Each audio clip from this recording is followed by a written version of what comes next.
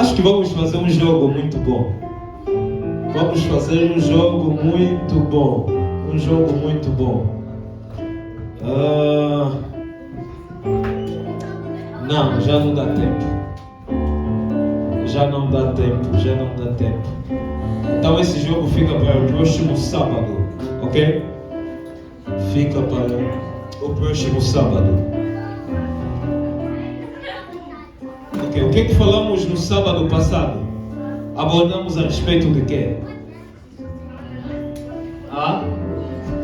Beber vinho, sim ou não? Ok, beber vinho. E alguém pode me apresentar as teses, aquilo que explicamos, aquilo que ele entendeu sobre este ponto?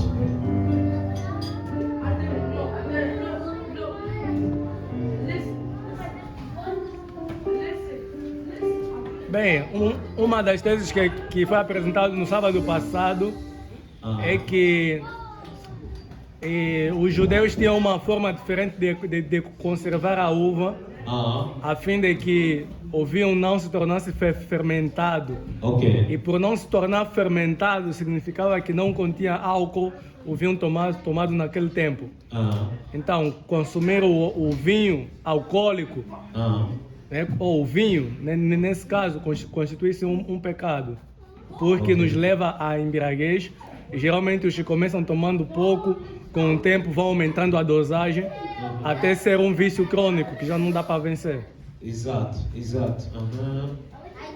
Yeah. Temos também mais a Cláudia. E a Cláudia, tens a palavra. Apresentem os pontos a favor e contra, ok? Aquilo que falamos a favor.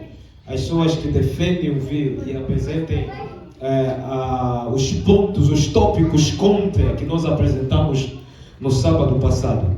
E se alguém também tem uma pergunta, pode ser concernente este ponto, este tema que estamos a falar, este tópico que estamos abordando, pode fazer. Se for também fora deste tópico, também pode fazer. Cláudia, tens a palavra.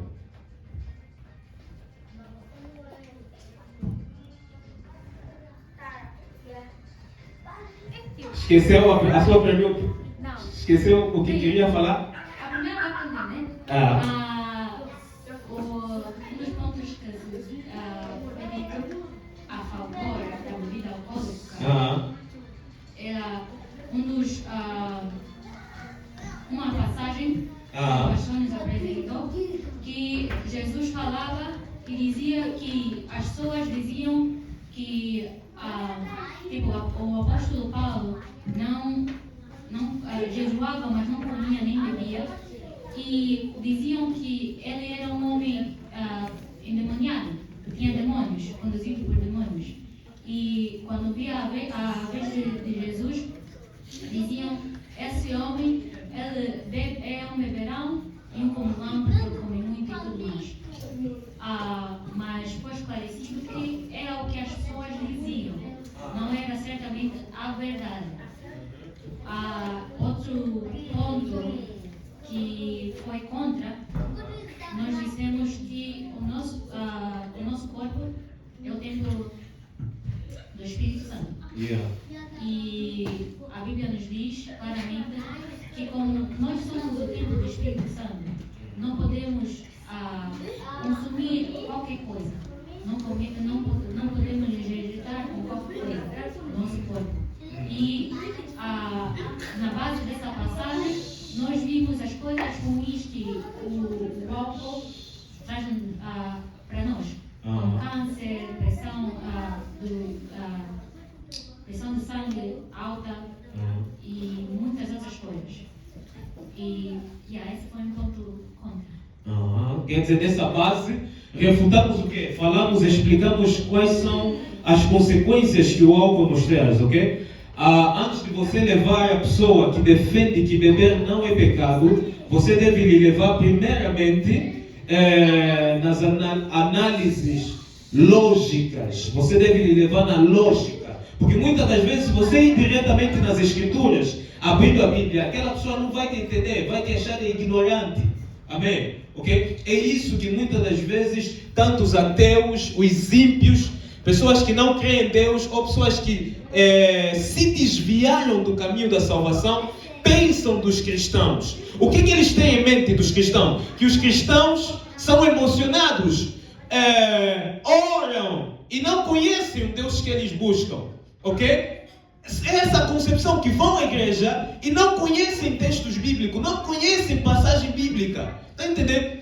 Principalmente pessoas, prestem atenção, principalmente pessoas que dizem que beber não é pecado. Porque para alguém que já frequentava a igreja, ou frequenta a igreja, está na vida do alcoolismo, bebe e tem a consciência limpa. Quando digo a consciência limpa, quer dizer que não lhe pesa beber whisky, cuca, não sei, não lhe pesa. Vai bater mesmo os whisky e depois vem no culto. Quer dizer que essa pessoa já tem bases bíblicas, já tem fundamentos, já tem textos onde ele se apoia. Então, você deve fazer o quê? Lembram da passagem de Mateus capítulo 4, da tentação de Jesus Cristo? O que acontece? Se vocês observarem, na tentação de Jesus Cristo, é o diabo, é o próprio Satanás que vai tentar Jesus Cristo. Prestem atenção. Quem é Jesus? Jesus é Deus. Jesus é a própria palavra, a palavra encarnada. Vocês estão entendendo isso? Imagina se Jesus Cristo é Deus. Não só é Deus, mas Jesus Cristo é a palavra encarnada. Ele é a palavra de Deus. Mas Satanás teve a audácia, teve a ousadia de tentar Jesus. Através de quê? Através da mesma palavra. Estão entendendo isso? Vai dizer assim: se tu és o Filho de Deus, transforma essas pedras em pães. Jesus lhe respondeu o quê? Não vou transformar. Sai daqui. Não. O que Jesus fez? Ele disse: está escrito. Entenderam? Jesus lhe usou as escrituras. Está escrito. Então Satanás viu: você quer competir com as das escrituras? Tá bom, vamos dentro da Bíblia. Satanás lhe disse o quê? Lança-te daqui para baixo. Lhe levou para um lugar alto. Estão entendendo? Primeira tentação: transforma pedras em pães. Não trouxe escrituras, mas Jesus lhe levou nas escrituras. Ele usou a palavra de Deus. Em outras palavras, Jesus está mostrando: eu domino a Bíblia, eu conheço a palavra de Deus. Ou seja, para melhor falar, Ele é a palavra de Deus. Então, o diabo vai fazer o quê? Vamos entrar agora dentro da Bíblia. Vai lhe dizer: lança-te daqui até onde? Para baixo. E não vai parar ali. Vai dizer o quê? Que está escrito que aos seus anjos dará ordem ao teu favor, para que não tropeces o teu pé em pedra alguma. Satanás estava a mencionar que salmos? Qual é o salmo que Satanás falou naquela tentação? Vamos lá. Tem alguém que responde? Somos Se 80. ninguém conseguir, quer dizer que Satanás tem mais conhecimento da Bíblia que você. Somos 80. Somos 80. Nada. Somos 91. Aos seus anjos dará ordem a teu favor, para que não tropeces com teu pé em pedra alguma. Depois pisarás a áspide e fio de leão, tudo mais. Ok? Satanás lhe levou nas escrituras, disse: está escrito. Ele provou na Bíblia. Então, o que Jesus fez? Se fosse nós, já que Satanás mostrou as escrituras, íamos ficar parados, porque está escrito. Jesus disse: também está escrito. Então, é isso, esse também é o que cada um de nós precisa ter.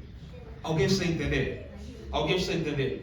Vai lhe dizer, alguém vai te falar: olha, está escrito, um pouco de vinho vai fazer bem no teu estômago. Está escrito. É Paulo que falou. Aquilo é o que está escrito. Então você deve ter, também está escrito. É o que você deve ter. Se você não ter isso, em outras palavras, quando Jesus está dizendo também está escrito, está a mostrar a superioridade. Que ele tem conhecimento além, mais do que a pessoa que está lhe tentar. Estão entendendo isso? Porque ele só lhe apresentou, está escrito, então ele está lhe apresentando também. Não sabia que outra passagem, tem uma outra passagem que esclarece bem este assunto. Ok? Vamos abrir um texto bíblico dentro da Bíblia Sagrada. Vou vos mostrar algumas solas que vocês provavelmente nunca ouviram em suas vidas, possivelmente. Talvez já ouviram, não sei.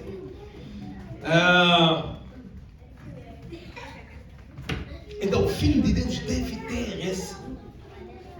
ter conhecimento. Amém. Para não ser levado de qualquer vento. Vamos abrir a igreja de Pérgamo, no livro de Apocalipse. Igreja de Pérgamo, nas 7 igrejas. Éfeso, Esmirna, Pérgamo, no capítulo 3.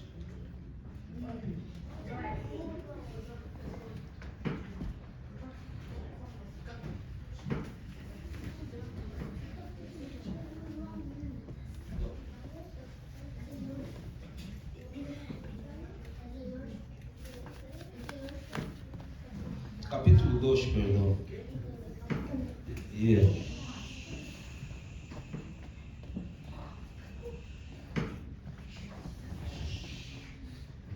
Já estamos? Revelações. Livro de Apocalipse, capítulo número 2. Já? E também capítulo de número 1. Vamos analisar aqui algo.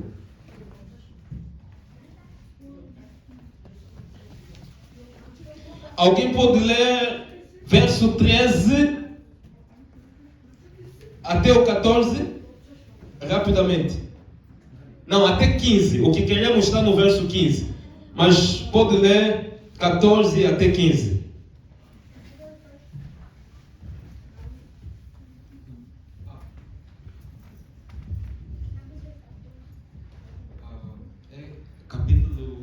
Capítulo 2. Até 15.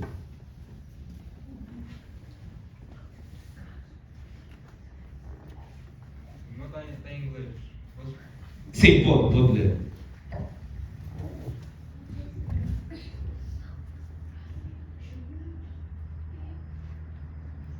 I know the works and where to dwellest, even where Satan's seat is. And thou holdest fast my name, and hast not denied my faith, even in those days wherein Antipas was my faithful martyr, who was slain among you, where Satan. Enquanto ele está lendo, alguém vai pegar Apocalipse 2, verso 6. 6, sim. But I have a few things against thee, because thou hast there them that hold the doctrine of Balaam, who thou Balak to cast a stumbling block before the children of Israel, to eat things sacrificed unto idols, and to commit fornication. Yeah. Sim. So hast thou also them that hold that doctrine of the Nicolaitans, Tá bom. which thing I hate. Ok. Tá bom. Alguém pode ler em português? Pode ler. No Cris. Qual deles mesmo? O que ele leu? Capítulo 2, do verso 13 até 15. Tem que ser rápido. Se diz a palavra do Senhor. Eu sei que vocês moram aí onde está o trono de Satanás. Vocês são fiéis e não abandonarão a fé que têm em mim, até mesmo quando Antipas, minha testemunha fiel, foi morto aí em Pergamo, onde Satanás mora. Mas tem algumas coisas contra vocês há entre vocês alguns que seguem o ensinamento de Balaão, que mostrou a Balaque como fazer com o povo de Israel pecasse, dizendo: os israelitas devem comer alimentos oferecidos aos ídolos e cometer imoralidades. Ok. Assim também estão entre vocês alguns que seguem os ensinamentos do Nicolaítas. Quero que repitam comigo, Nicolaítas. Nicolaítas. Yeah. Aí tem muitas informações, é muita coisa, ok? Mas só quero vos esclarecer sobre isso aí, Nicolaítas.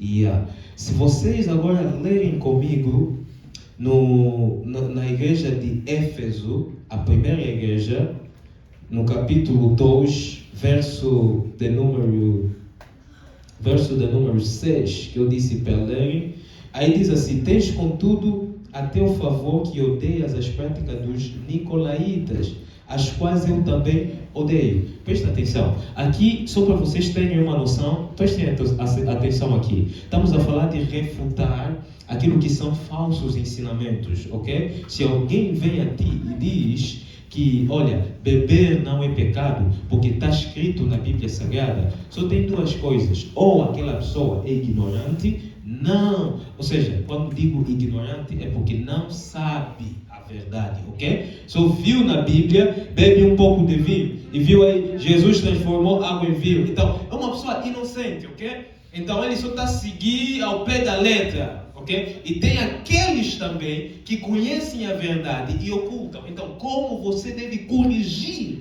essas pessoas? Você deve ter conhecimento que vai além do conhecimento que ele tem. Alguém está me entendendo? Onde ele vai te dizer está escrito, você vai lhe apresentar também está escrito. Você vai lhe levar na lógica, você vai lhe voltar no caminho. Alguém está me entendendo? Alguém está me entendendo? Então você precisa ter conhecimento além. Então, aqui no livro de Apocalipse, capítulo de número 2 e capítulo de número 3, nos falam de 7 igrejas. 7 igrejas da Ásia Menor: Éfeso, Esmirna, Pérgamo, Tiatira, Sardes, Filadélfia e Laodiceia. São 7 igrejas. E Jesus vai mandar mensagem a essas 7 igrejas. Essa mensagem não abrangia só essas 7 igrejas daquela época, abrange até os nossos dias, ok? Tem a ver com uma mensagem ou seja, doutrinária, neste caso, daquela época, e também profética, quer dizer, abrange até os nossos dias. Mas então, o que acontece? Na primeira igreja, que é a igreja de Éfeso, Jesus vai lhes repreender porque abandonaram o primeiro amor. O que é o primeiro amor? Quando se converteram ao novo, buscavam a Deus com todo o zelo, se dedicavam, iam nos cultos, não faltavam, mas ao longo do tempo ganharam preguiça, já não se importam em ir no culto, já não se importam em buscar as coisas de Deus, em aprender, em saber sobre Deus. Então Jesus vai lhes repreender sobre isso e vai mencionar o quê? Que, vejam isso, vai falar que tens no teu meio aqueles que dizem ser apóstolo e não são, no verso 2, no versículo de número 2. E tu os achaste de impostores. Prestem atenção, presta atenção. Está a dizer que na igreja de Éfeso tinha pessoas que diziam ser apóstolos ou pastores ou homens de Deus, mas eles conseguiram descobrir que não eram verdadeiros. E ele depois vai dizer que eram o quê? Eram seguidores de Nicolaítas. Ou seja, eram e tens contudo a teu favor que odeias as práticas dos Nicolaítas. Ou seja, eram seguidores, pessoas que estavam na igreja, iam no culto, buscavam a Deus, mas aprovavam a doutrina de Nicolau. Quer dizer, quando está se falar de Nicolaíta, é porque é alguém, é o nome de alguém não sei se estão a conseguir entender, que era chamado de Nicolau. Então ele trouxe um ensinamento, então os irmãos nas igrejas começaram a seguir, neste caso a igreja de Éfeso, apoiaram aquela doutrina, aquele ensinamento de Nicolau. Estão a entender isso? Isso não é fora da igreja, é dentro da igreja. Aquele Nicolau ensinava sobre isso, defendia. Que ensinamento? Que os cristãos podiam participar em banquetes dos ímpios e nos templos pagãos e participar lá, comendo comidas sacrificadas aos ídolos. Da outra vez falamos disso, não é? Falamos disso. Não sei se alguém se lembra.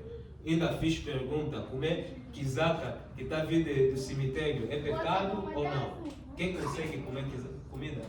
Quizaca, que está vindo do quê? Cemitério. Uma quizaca que plantaram no quê? No cemitério. Você colhe e cozinha. É pecado? Não. Hã? É pecado? Não é pecado. É pecado. Mas todos nós temos uma consciência de que cemitério é um lugar impuro, um lugar onde internam pessoas, maus espíritos. É essa consciência que nós temos. Então você pegar algo do cemitério para comer, porque você também não está lá muito bem. Não sei se estão entendendo. Então, é quase isso que acontece. Da outra vez eu expliquei o seguinte: os ímpios, os pagãos, quando iam no templo pagão, sacrificavam o ídolo, uma parte ficava com o sacerdote, outra parte para a pessoa que fez o sacrifício e outra parte era queimada. Quer dizer, o sacrifício era dividido em 3 partes. Até também no templo se fazia assim. Tinha sacrifício que a própria pessoa que foi sacrificou voltava com uma parte. É ali onde você entende que os filhos de Eli, quando alguém levava sacrifício, eles traziam já garfo grande e pegavam a maior parte, que Deus ficou muito errado com eles, ok? Então, o que acontece? A pessoa, depois de sacrificar a parte dele, para não levar em casa, pegava aquela parte, depois daquele culto, levava no mercado e vendiam. E você, cristão, pega aquilo, vai comer. Então aquilo escandalizava. Então Nicolau veio ensinar: não, isso não é mal. Você pode participar nas festas dos ímpios. Você pode ir, você, cristão, desde que você é salvo. Estás bem, não tem nenhum problema. Você pode ir nas bodas, pode ir nas discotecas, você pode ir, pode fazer isso. Então, o ensinamento de Nicolaitas era um ensinamento liberal. Não sei se alguém está me entendendo. É um ensinamento liberal. Ok? Então, temos aí na primeira igreja. E na igreja de Pérgamo, que nós lemos também, vamos encontrar essa doutrina cresceu, já não é mais como era na igreja de Éfeso. Na igreja de Éfeso refutavam, mas na igreja de Pérgamo, que é a outra igreja, nesse caso outro tempo, depois passou-se algum tempo, lá começaram a tolerar, a aceitar isso. Era aceito essa doutrina, quer dizer, de liberalismo. Quando estamos a falar de liberalismo, quer dizer, você é mundano e cristão ao mesmo tempo. Ok? Então, é basicamente isso. Então, o que acontece? Jesus vai repreender essas igrejas por causa desse ensinamento dos nicolaítas. Amém. Mas quem era esse Nicolau? Se vocês voltarem comigo no livro de Atos, vocês vão entender que esse Nicolau não era nada mais, nada menos. Vamos no livro de Atos, capítulo de número 6. Não sei se vou encontrá-lo. Versículo. Capítulo de número 6. Alguém encontrou? Atos, capítulo de número 6. Já? Capítulo de número 6, verso 5. Alguém pode ler?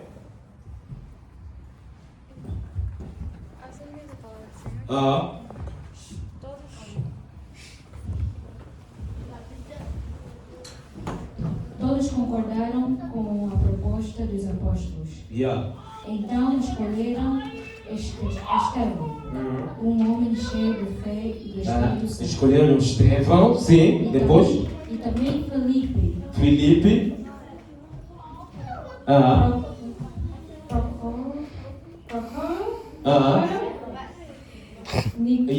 Prócoro. Nicanor. Timão. Parmenas. E Nicolau. E quem? E Nicolau. Nicolau. De Antioquia. Ok. Então, a doutrina, presta atenção, esse Nicolau fazia parte desse grupo de pessoas. Aqui no Atos, deviam escolher diáconos. E para ser diácono, o critério era o quê? Apresentaram o critério. Para ser diácono tem que ser alguém cheio do Espírito Santo e cheio de sabedoria. Então escolheram dentre os irmãos homens que eram cheios do Espírito Santo. Notem bem, eram o quê? Cheios do Espírito Santo e cheios de sabedoria. E dentre 7 homens estava lá o Nicolau. Esse Nicolau era um dos diáconos escolhidos pelos apóstolos para servir na igreja primitiva. Quer dizer que era alguém cheio do Espírito Santo e era alguém com muita sabedoria, muito conhecimento. Alguém está me entendendo? E esse Nicolau, na sua maioria, os que estão aqui mencionados, não eram todos judeus, assim como esse Nicolau não era judeu, ele era gentio. Quando falamos de gentio, pertencia a outra nação, ele não era judeu. Amém. Era gentio, ou seja, se converteu em Cristo. Outro hora ele servia aos ídolos, outro hora ele servia nos templos pagãos. Então se converteu em Cristo e se tornou diácono. Então é esse diácono Nicolau que posteriormente vai trazer essa doutrina, que é a doutrina de Nicolau. Ou seja, vai se desviar Nicolau. Então, prestem atenção. A maior parte das pessoas que trazem doutrinas estranhas são pessoas que têm conhecimento da palavra de Deus. São pessoas dotadas, são pessoas que têm fundamento das Escrituras. Então, para você lhe contradizer, você precisa ter base suficiente. Você precisa ter conhecimento suficiente. Então, alguém que te diz que beber não é pecado, primeiramente você lhe leva naquilo que falamos, lhe leva na lógica, apresentando as diversas enfermidades que a bebida causa, ok? Vimos isso da outra vez aqui, a lista é enorme, diversos...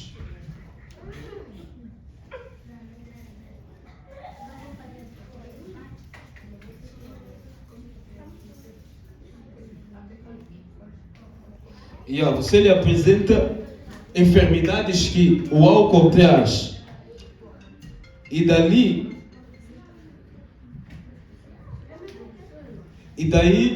a passagem que mencionamos, Paulo vai dizer que o nosso corpo é templo do Espírito Santo.